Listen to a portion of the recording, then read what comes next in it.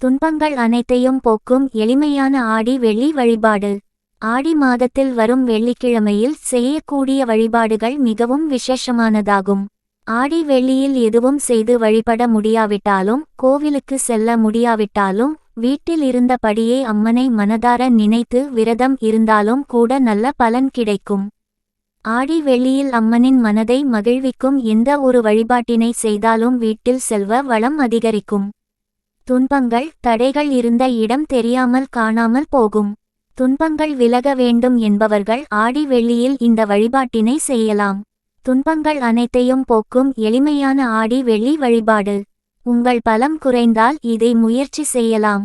ஆடி வெள்ளி வழிபாடு. ஆடி மாதமே சிறப்பு வாய்ந்தது. அதிலும் ஆடி வெள்ளி என்பது மிகவும் சிறப்பு வாய்ந்தது ஆகும்.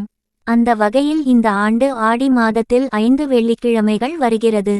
பொதுவாக ஆடி மாதத்தில் வரக்கூடிய ஒவ்வொரு வெள்ளிக்கிழமையும் சிறப்பு வாய்ந்தது என்றாலும், முதல் வெள்ளிக்கிழமையும் 3வது வெள்ளிக்கிழமையும் 5வது வெள்ளிக்கிழமையும் மிகவும் சிறப்பு வாய்ந்ததாக கருதப்படுகிறது.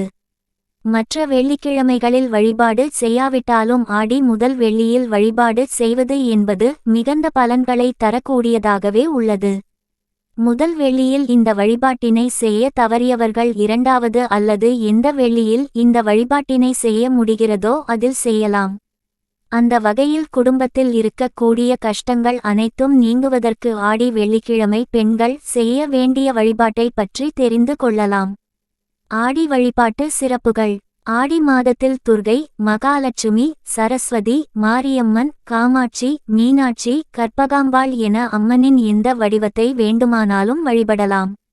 ஆடி மாதத்தில் அம்பிகையை வேண்டி வீட்டில் செய்யக்கூடிய இந்த எளிமையான வழிபாடு வீட்டில் உள்ள எதிர்மறை ஆற்றல்களையும் துன்பங்களையும் போக்குவதுடன் அம்மனின் அருளையும் குல தெய்வத்தின் அருளையும் முழுவதுமாக பெற்றுத்தரும். மகாலட்சுமியே அருள் எப்போதும் நிலைத்திருக்கும். எந்த ஒரு வேண்டுதலை வைத்தால் அல்லது வேண்டுதல் நிறைவேறினால் உங்களின் அனைத்து துன்பங்களும் விலகுமோ அந்த வேண்டுதலை முன் வைத்து இந்த வழிபாட்டினை செய்யலாம். ஒவ்வொரு வாரமும் வெள்ளிக்கிழமைகளிலும் கூட இந்த வழிபாட்டிவை தொடர்ந்து செய்யலாம். பெண்கள் ஏன் பூஜை செய்ய வேண்டும்? வீட்டில் இருக்கக்கூடிய ஒவ்வொரு பெண்களும் ஆதிசக்திக்கு இணையானவர் என்று புராணங்கள் சொல்கின்றன. அதேபோல் வீட்டில் இருக்கக்கூடிய ஒவ்வொரு பெண்களும் மகாலட்சுமியாக